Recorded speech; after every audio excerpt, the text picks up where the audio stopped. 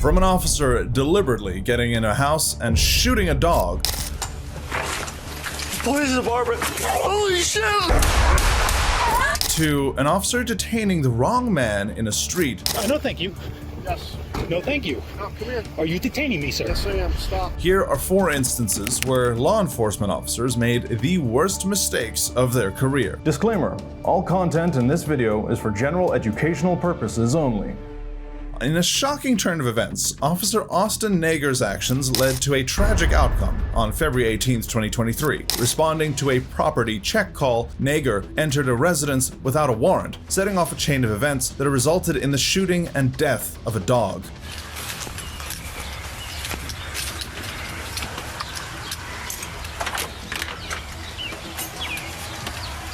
Officer Nager arrived at the property for a routine check, but what followed is far from routine. Ignoring protocol, he entered the premises without proper authorization, escalating tensions and violating the rights of the homeowner.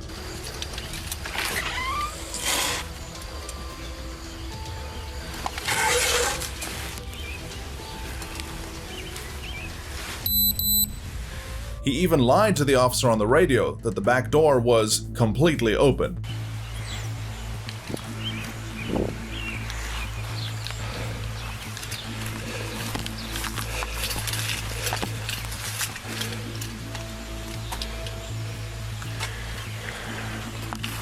.628 New Madrid. 628. I'll be out at a White House, third down from the stop sign from Main Street on Davis Street for a property check.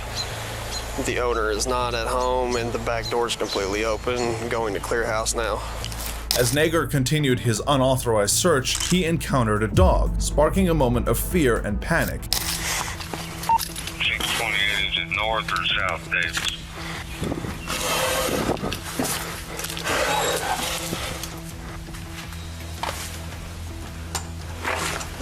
Police department. In a harrowing turn of events, Nager resorted to lethal force, and what he did next was a big mistake on his part. Holy shit!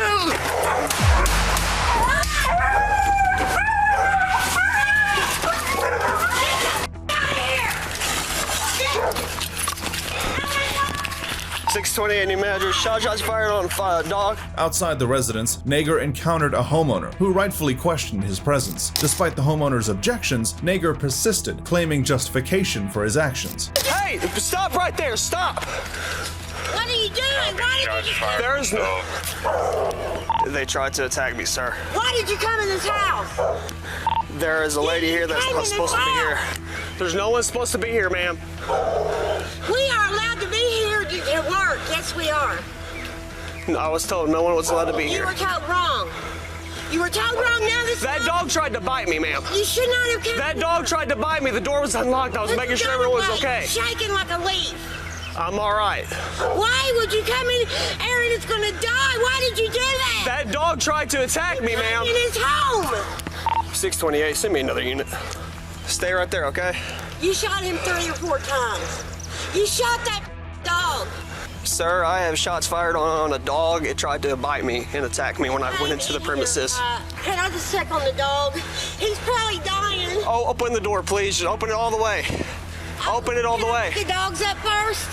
I can't let you do that right now, ma'am. I'm sorry. You just shot his dog, man. It tried to bite me. He came in here. No, man, you just came in here. Why would you do that? You didn't. I was told no one was supposed to be here. That's The why. chief came in here and inspected it himself. Ricky is in there dying. His dog is dying. He tried to bite me. I have to Hey, go check on him. He shot his dog. I went in there to clear the house. No one's supposed to be here. I opened the door and the dogs came straight at me to go for my leg, sir. To be here. The homeowner's distress was palpable, as Nager's intrusion disrupted the sanctity of their home. He did not knock or nothing. He came in here and shot that man's dog. I swear to God. Man's dog is in there dying. Have a seat right there. I'm going to call it open real quick, okay? Tell him to call Aaron's mom. Please tell him to call Aaron's mom. Can I go get my phone? I just need you to stay right here, ma'am. I am. You gotta understand, the dog came after me. He shot Ricky Bobby. He came in your house, Aaron, without knocking. He shot your dog. Is shot. What? Yeah. Who shot my dog? I need you to calm down. I need you. No, I need you to calm down, and I'll talk to you. He won't let me go in. I can't check on him. I need you to calm down, and I'll explain to you what happened. My dog? Why? I can't go see my dog. You gotta understand, there's no telling what weapons are in there. I'm sorry. There are no weapons in there. Why? I don't know that, sir. Go get it, 'cause We were supposed to do a property check to make sure everyone was okay, and that no one's supposed to listen. No one's supposed to be here. now you done told another story. No one's supposed to be here. Another story. No one is supposed to be here. We are allowed. The chief is on his way up here. The use of excessive force in this situation raises serious concerns about Nager's judgment and the escalation of a manageable situation into a tragedy. I'm sorry. He came after me. Sorry. Yes, I'm sorry. You think I want to shoot a dog? You think I want to shoot a dog? Seriously. You're losing your job. You're fucking fucked up for that. You're going down. Guys, I cannot have you go inside. I'm sorry. Going down. Please do not go inside. Are you gonna shoot us? No. In the aftermath, the homeowner's anguish is evident as they confronted Nager about his actions. Nager's attempts to justify his actions fell short, leaving the homeowner distraught and seeking answers. Hey, you need a little help over here, guys. Yeah, you need a little help. My dog's dead in there. They went inside the house and they came out. Work permit to be here. Okay, that's fine. We're getting all that stuff. Okay, and he entered that I house. just got off the phone. He entered the house. Okay. We're gonna work through this. He This came guy, in this the man house. just walked in my house, and my dog got on, and he shot my dog and killed him. My dog's in there dead. Like Yeah, I you know, we have permission to do it. I can't. Quit the yelling. He killed my dog's dead. I get My it. dog is dead. It's a stressful situation. Yes, absolutely. Very stressful. Officer Nager's actions serve as a stark reminder of the consequences of unchecked authority and the urgent need for reform within policing practices. The shooting of the innocent dog by Officer Nager is truly disgusting and heart-wrenching, but equally distressing is the incident in which Deputy Kyle, on a power trip, violated the passengers involved. Get back in your car. Get in the truck now. But before that, on April 18th, 2023, an unsettling encounter unfolded in Kent, New York, as Chief Owens and Officer Gasparini confronted an individual without proper identification. Operating in an unmarked car, they initiated questioning without reasonable cause, a blatant violation of the person's constitutional rights.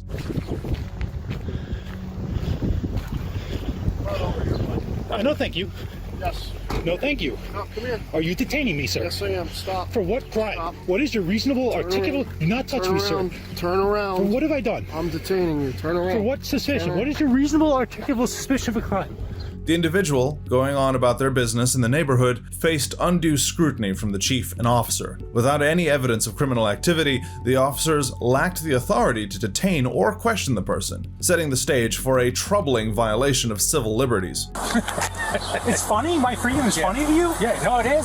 It's hilarious. I already do that. Yeah, Yes, you are when criminality is afoot, and we do have a What is complaint your matching reasonable, your description. articulable suspicion? We don't have to give all that to you. What is We're your looking for probable your name. cause? I have plenty of it.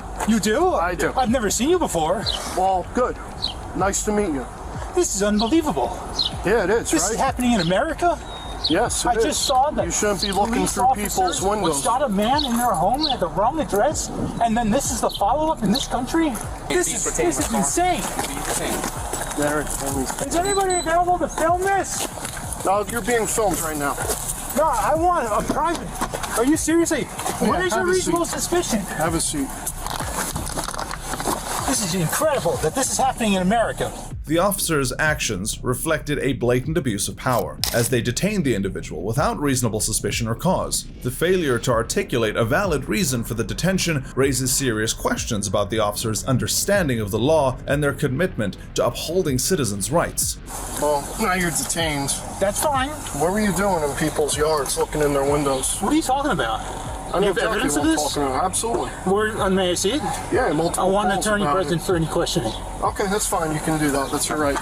Chief Owens and Officer Gasparini's conduct demonstrated a troubling disregard for civil liberties. The Fourth Amendment protects against unreasonable searches and seizures, and the 14th Amendment guarantees equal protection under the law. In this instance, those fundamental rights were clearly ignored. Argue with you. Can we just explain this? You can do whatever you want. We're just trying to tell you what's going on. Okay, you're not being charged with a This is an crime. arrest. Exactly, but I am still under arrest. You put me in handcuffs. And If that's your definition of it right now, at this point we're just talking. We're explaining you our circumstances. circumstances. You've done more than talk, sir. Okay, very fine. I don't care what you say. I wasn't here for that. I'm just telling you what we're here You to do. cannot do this to somebody. You have to have the evidence first Sir. before you can detain somebody. I didn't put handcuffs on you, did I? Yes, you did. No, I didn't. Somebody did. Of course. And now you're being detained, and that's No, it. I'm under arrest. In the aftermath of this disturbing encounter, formal complaints were filed against the officers. The community expressed concern about the abuse of power, demanding accountability for the officers' actions. Hi, man. Here's the deal. Oh, there's no deal. I don't have any agreements to make with you. No, it's fine. We're looking for a guy, 'cause there's another guy going around. That looks like in a me? Sweatshirt. Well, You we have had a to little find that out sweatshirt. beforehand. Before you can, you don't have reasonable articulable suspicion. Well, You we had broke two the sep- law. No, You are the no, criminal in no, this instance. no, I already said I want an attorney present for any questioning. Okay, we're not You are questioning again you. violating my rights. What do you mean? You just asked me a question. Okay, hop on out, buddy. Is that an order? No, I'm just you want to sit in the car all day. Sensing the need to protect his rights, the individual, wisely, began recording the encounter and got all the officers' badge numbers and info. I'm not done here. What is your name and badge number, sir? It's right here. What is? That's what you tell the judge. What is your name? Can you articulate read it? it. Can you articulate it, please?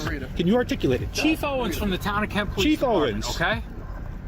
My officers all have their What? names right on What is their your badge number? Articulate it, please. It says right there. See it? Articulate it, please. Yeah, you got it. Articulate it, please. I'm not articulating it. What is Have a your great badge day. number, sir? One. Number Wow, one. wow, you have disdain for the public? No, I have to. What is your name and badge number, sir? Detective Beauchesne, 205. Thank you very, sir, for your professionalism. Can I get your name and badge number, sir? Jason Knapp, Detective 35. Thank you very much. As the investigation unfolds, the incident in Kent, New York, stands as a stark example of the challenges in balancing law enforcement duties with the protection of citizens' rights. Now, shifting our focus from Kent, where Chief Owens and Officer Gasparini faced severe backlash for their questionable encounter, we move to a simple traffic stop involving Deputy Kyle. Get back in your car!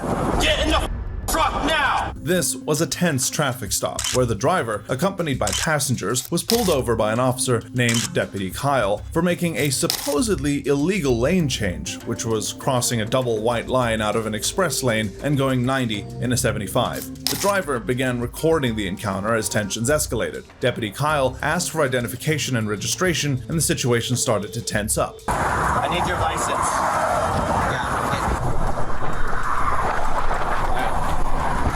You got the registration insurance of the vehicle?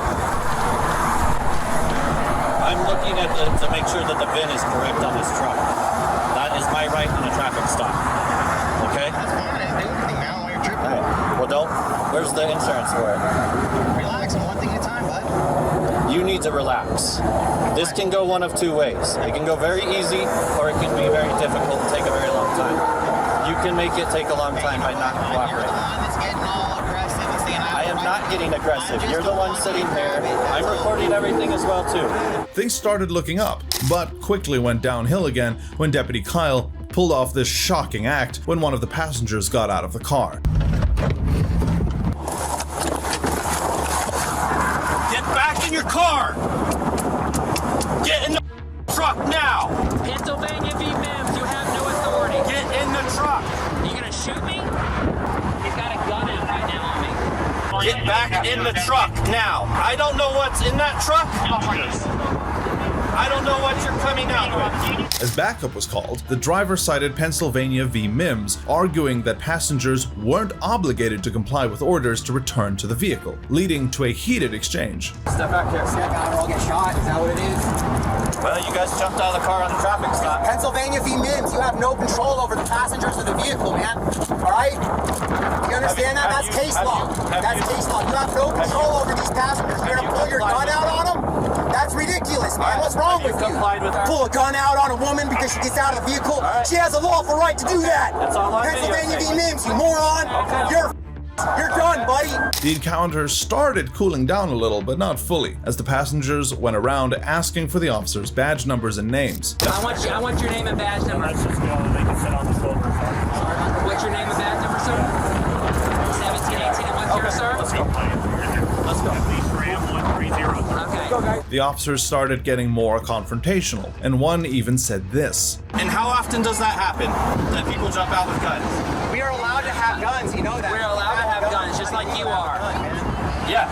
And we're on a traffic stop. And you know what? And I don't know what's going on. Your policy is you have to get us a supervisor. If you do not want to get back in your car and leave, I'm going to take you on obstruction, both of you. Obstruction for what? The encounter ended with the passengers winning their case and Deputy Kyle walking out of the court with his head hung in shame. Hey man, you lied under oath, man. Kyle, Deputy Kyle, why would somebody go 10 miles an hour over the speed limit for 5 miles while you're pacing them, man? That doesn't, I can't believe you're that dumb that you think that that's gonna be credible. You're a disgrace, man. The reason why you pulled me over is because I wasn't licking your boots and going 5 under the speed limit like you wanted me to.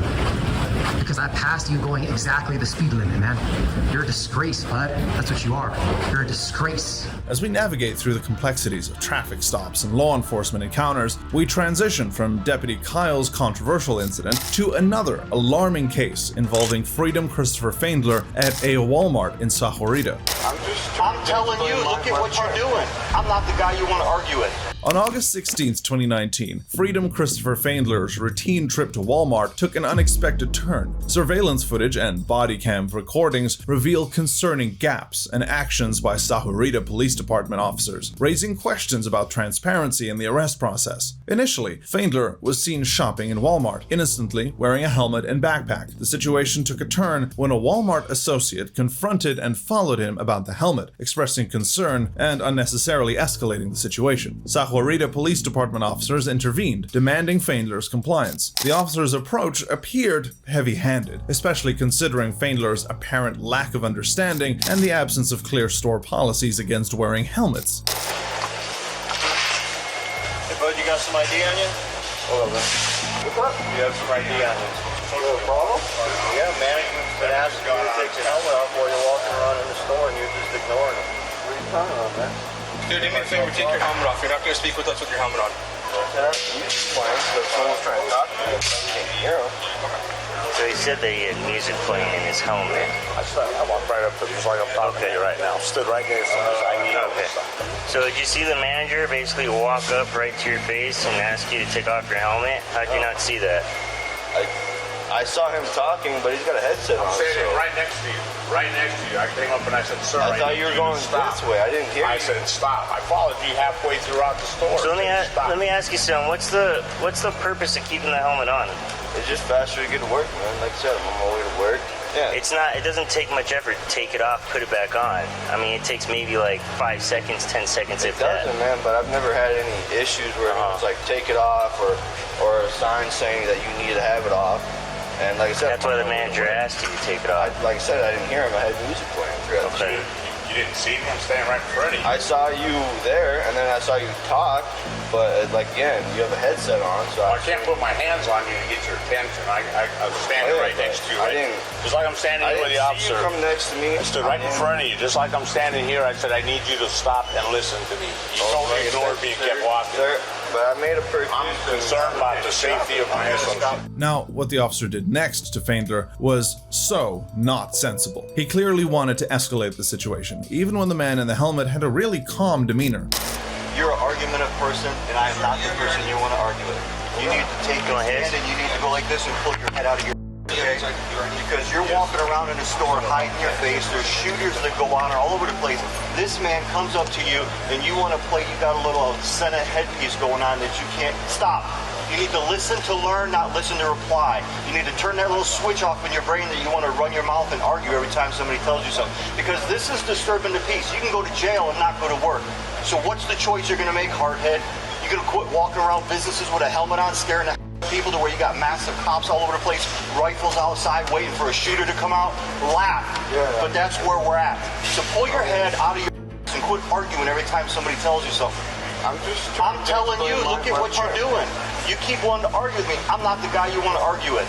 I was going to see if they want to trespass. Yeah, I do want to trespass. I don't want that. Okay, so officially being trespassed from the store, don't come back to Walmart. Come back to Walmart, manager, anyone sees you, you get arrested for that. Faendler is arrested for disorderly conduct, a charge that seemed disproportionate to the circumstances. The officer's failure to explain the grounds for the arrest added to the ambiguity, leaving Faendler and onlookers in the dark. You're asking about all the pieces store 5 or 6 times. Walk right next to him, just like we're walking right now. You're under arrest for trespassing. You were told to leave the store And you didn't want to cooperate? Take my jacket off? Nope, I want you to leave your jacket on. Right there, please. All right, you have the right to remain silent. Anything you say can and will be used against the court of law. You have the right to the presence of an attorney prior to question. If you cannot afford one, one will be appointed for you. Do you understand those rights?